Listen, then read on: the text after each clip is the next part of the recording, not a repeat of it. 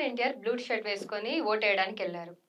Junior NTR blue shirt వేసుకొనొచ్చారు. So, YCP కార్యకర్తలు ఏమనుకుంటున్నారంటే, మాకు మద్దతుగా బ్లూ షర్ట్ వేసుకొని ఓటేయడానికొచ్చారని చెప్పి వాళ్ళలా ప్రచారం చేసుకుంటున్నారు. ఎందుకంటే, ఇప్పుడు జూనియర్ ఎన్టీఆర్ కూడా టీడీపీకి కొంచెం దూరంగానే ఉంటున్నారు కొంతకాలంగా. సో, దీన్ని మనం ఎలా చూడొచ్చంటారు? వాళ్ళు ఊరికనే అలా ప్రచారం చేసుకుంటున్నారా? ఏదో బ్లూ షర్ట్ నార్మల్‌గా వేసుకొచ్చినందుకు.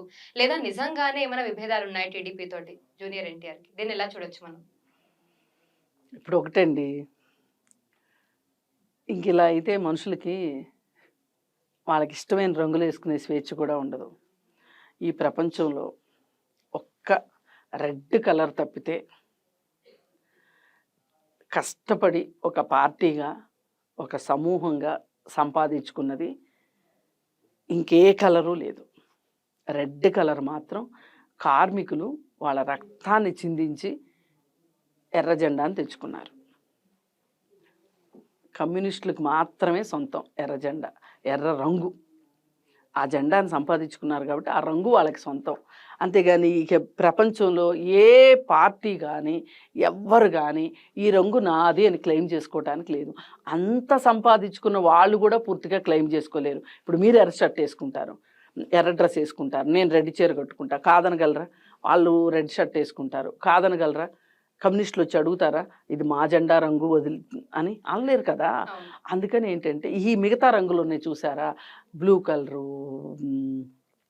బ్లాక్ కలరు, అలాగే వైట్ కలరు, ఇంకొకటి ఎల్లో కలరు, ఇలా రకరకాల పార్టీలకి పింక్ కలరు, ఇవన్నీ ఉన్నాయి కదా. ఇలా ఎవరికి వాళ్ళు తలా ఒక రంగు తీసేసుకుంటే అసలు ఏ పార్టీ అంటే ఇష్టపడిన వాళ్ళు ఏ రంగు తీసుకోవాలి చెప్పండి. అందుకని ఆయన బ్లూ షర్ట్ వేసుకున్నాడు కాబట్టి అది వైసీపీకి లాభం అని వైసీపీ వాళ్ళు అనుకుంటే ఈ డామిట్ కథ అడ్డం తిరిగే పనులు జరిగేది. ఇప్పుడు పోయినసారి కూడా ఇట్లాగే కుమారి ఆంటీ గురించి నాకు ఆంధ్రప్రదేశ్లో ఇల్లు వచ్చింది అని ఆవిడ చెప్పగానే మా స్టార్ క్యాంపెయినర్ ఈవిడే అని చెప్పి ప్రచారం చేసుకొని ఆవిడది ట్రాఫిక్ నిబంధనలకు విరుద్ధంగా ఉంది కదా అని ఆమె టెంట్ తీసేస్తే ఆమె మా పార్టీ అని చెప్పింది కాబట్టి చంద్రబాబు నాయుడు రేవంత్ రెడ్డికి ఫోన్ చేసి రేవంత్ రెడ్డికి చెప్తే రేవంత్ రెడ్డి తీసేయించాడు అని ఒక పెద్ద పుకారు వచ్చింది. ఈ పుకారు వచ్చేసరికి ఏమైపోతుందంటే ఇలాంటి పుకార్ల వల్ల, ఇలాంటి ట్వీట్ల వల్ల సాక్షాత్తు రేవంత్ రెడ్డి నేను అసలు అలా చేయలేదు, నాకు దానికి సంబంధమే లేదు, కావాలంటే నేను అక్కడికి వెళ్ళి భోజనం చేస్తాను అన్నాడు.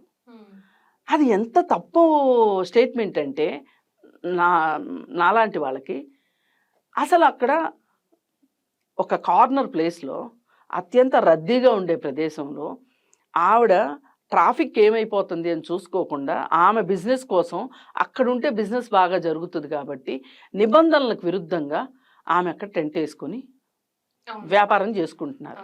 ఆవిడ వ్యాపారమే కదా చేసుకుంటున్నారు, చిన్నదో పెద్దదో వ్యాపారమే కదా, అంటే ఆవిడ సొంత లాభమే కదా, అదేం ప్రజాసేవ కాదు కదా. మరి అలాంటప్పుడు ఒక వ్యాపారం నిబంధనలకు విరుద్ధంగా జరుగుతున్నప్పుడు అక్కడికి వెళ్ళి నేను భోజనం చేస్తాను అని రేవంత్ రెడ్డి అనడం అంటే ఇప్పుడు మనం ఇచ్చే స్టేట్మెంట్ల వల్ల సంబంధిత అధికారులు కావచ్చు, ప్రజాప్రతినిధులు కావచ్చు ఎలా బోల్తా పడతారో దీన్ని చూస్తే మనకు అర్థమవుతుంది. అంటే మన ట్వీట్లు ఎంత దారుణాలు చేస్తున్నాయంటే ఒక్కొక్కసారి అనవసరంగా. సందర్భంలో చాలా మంది నిరుద్యోగులు వచ్చి తన కాలు పట్టుకోవడం, ఒక పేపర్ ఇచ్చి ఇట్లా రేవంత్ రెడ్డితో మాట్లాడండి అని చెప్పడం చాలా ఇదంతా ఏంటంటే ఎవరో జ్వాలను వెలిగించారు, వేరెవరో దానికి బలైపోయారు అన్నట్లు ఉంటాయి ఇట్లాంటి. అంటే ఇక ఆ తర్వాత చాలా ట్రాఫిక్ వాళ్ళు వివరణ ఇచ్చుకోవాల్సి వచ్చింది. అక్కడ కార్నర్లో ఉంది, ఒక పక్కన ఐటీసీ కోహినూరు హోటల్ ఉంది, ఓ పక్కన దుర్గం చెరువు మీద నుంచి వచ్చే ట్రాఫిక్ మళ్ళీ ఈ లెఫ్ట్కి తిరుగుతుంది. ఈ ట్రాఫిక్ లెఫ్ట్ తిరిగి బయోడైవర్సిటీ దగ్గరికి వెళ్ళటానికి ఇది లింక్ రోడ్డు, ఈ రోడ్లో ఇలా చేస్తే కష్టం అని చెప్పి అధిక ట్రాఫిక్ వాళ్ళు వివరణ ఇచ్చుకోవాల్సి వచ్చింది. కానీ ఈ మొత్తానికి ఉన్న ఇంకొక రీజన్ ఏంటి అంటే అది ప్రభుత్వం ఎంతవరకు పాటించిందో తెలియదు. కానీ నాబోటి వాళ్ళు ఏం చెప్పారు అంటే అసలు మీరు ఏదైనా ఒక ఖాళీ ప్రదేశాన్ని ఎంచుకుని ఇలా స్ట్రీట్ ఫుడ్ అమ్ముకోవటానికి ప్రతి ఏరియాలోనూ ఒక 3 కిలోమీటర్లకి 4 కిలోమీటర్లకి డిస్టెన్స్లో ఒక చిన్నపాటితో పెద్దపాటితో ఒక స్థలాన్ని తీసుకొని ఆ స్థలంలో అంటే ఇది పెద్ద పెద్ద నగరాల్లో చేస్తారు ఇట్లాగే. అక్కడనే వాళ్ళు ఫుడ్ అమ్ముకోవాలి. ఈ ఫుడ్ కావాలనుకునే వాళ్ళు వెళ్తారు అక్కడికి. 1 కిలోమీటరు వెళ్ళడం ఏం పెద్ద కష్టం కాదు. అక్కడ ఫుడ్ చౌకగా దొరుకుతుంది అంటే వెళ్తారు. వెళ్ళి అక్కడ తింటారు. దానివల్ల ఎవ్వరికీ ఇబ్బంది ఉండదు. అలా చేసుకోవచ్చు కదా. అవును. ఇప్పుడు పేవ్మెంట్ల మీద తోపుడు బండ్లు పెట్టుకొని ట్రాఫిక్ ఇబ్బంది కలగటం వల్ల పాదచారులకి పేవ్మెంట్ లేకుండా అయిపోయిన పరిస్థితి వస్తుంది. అసలు పేవ్మెంట్లు అనేవి పాదచారుల హక్కు. అది ఈ పాదచారుల హక్కుని ఈ వ్యాపారస్తులు ఆక్రమించడం ఎంతవరకు కరెక్టు? అంటే ఇప్పుడు మనము డీటెయిల్డ్గా ఒక వ్యవహారంలోకి వెళ్ళినప్పుడు మనకి ఇట్లాంటివన్నీ అర్థం అవుతాయి. మరి ఇప్పుడు ఇదంతా ఎందుకు వచ్చింది? కుమార్ ఆంటీ వల్ల వచ్చింది కదా.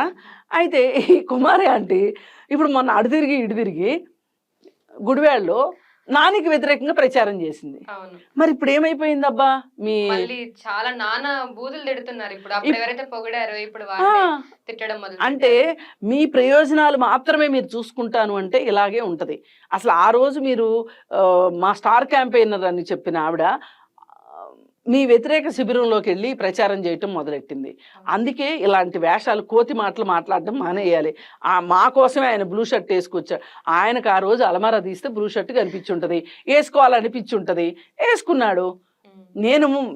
నేను వైసీపీ అభిమానిని, వైసీపీ పార్టీ అభిమానిని, అందుకే బ్లూ షర్ట్ వేసుకొచ్చాను, మీరందరూ కూడా వెయ్యండి అని ఆయన ఏమైనా చెప్పాడా? చెప్పలేదు కదా. మీరు ఊహించుకుని మీ తెలివితేటలకి మీ సోషల్ మీడియా టీమ్స్ ఇచ్చే ఇన్పుట్స్ని ఆధారంగా చేసుకొని మీరు పెట్టే ట్వీట్ల వల్ల ఇంత దారుణాలు జరుగుతాయి. ఇప్పుడు కుమార్ ఆంటీ విషయంలో సాక్షాత్తు ఒక ముఖ్యమంత్రి కూడా బొక్కబార్ల పడాల్సిన పరిస్థితి వచ్చింది. ఇప్పుడు మాలాంటి వాళ్ళం అడిగాం ఈ మాట, ఏంటి బాబు పేమెంట్లు పాదచారుల హక్కు, పేమెంట్ల మీద బిజినెస్లు చేసుకుంటే నువ్వు అక్కడికి వెళ్ళి భోజనం చేస్తావా? ఇదేనా ఒక ముఖ్యమంత్రి చేయాల్సిన పని అని చెప్పి అడిగితే ఆయన ఏం చెప్తాడు సమాధానం? చెప్పండి. మేమైతే ప్రశ్నించాం. అక్కండి ఇప్పుడు మీరు నడుస్తూ ఉంటారు, బస్సులు, స్కూటర్లు, కార్లు వెళ్తూ ఉంటాయి. మీరు వాటి మధ్యలోంచి మీరు నడవగలుగుతారా?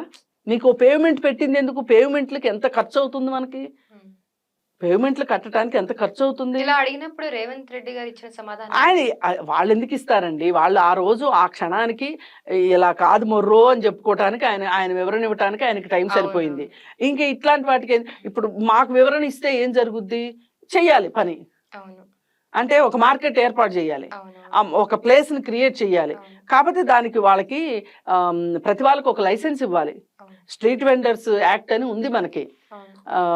ఈ స్ట్రీట్ వెండర్స్ యాక్ట్ ప్రకారం వాళ్ళకు ఒక గుర్తింపు సంఖ్యను ఇవ్వాలి, ఒక లైసెన్స్ ఇవ్వాలి.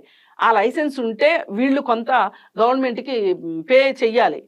ఆ గవర్నమెంట్కి పే చేసినందుకు గాను వీళ్ళకి కొన్ని సౌకర్యాలు ఇవ్వాలి.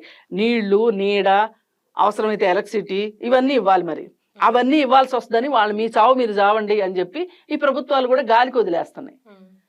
ఇప్పుడు ఈ ట్వీటు ఇప్పుడు వైసీపీ వాళ్ళు ఈయన బ్లూ షర్ట్ గురించి చంకలు గుద్దుకున్నారనుకోండి, దానంత అవివేకం ఇంకొకటి లేదు. Okay madam, thank you so much. Thank you. మరిన్ని వీడియోస్ కోసం ఛానల్ ని సబ్స్క్రైబ్ చేయండి, లేటెస్ట్ అప్డేట్స్ కోసం వాట్సాప్ ఛానల్ ని ఫాలో చేయండి, అండ్ లింక్ డిస్క్రిప్షన్ లో ఉంది.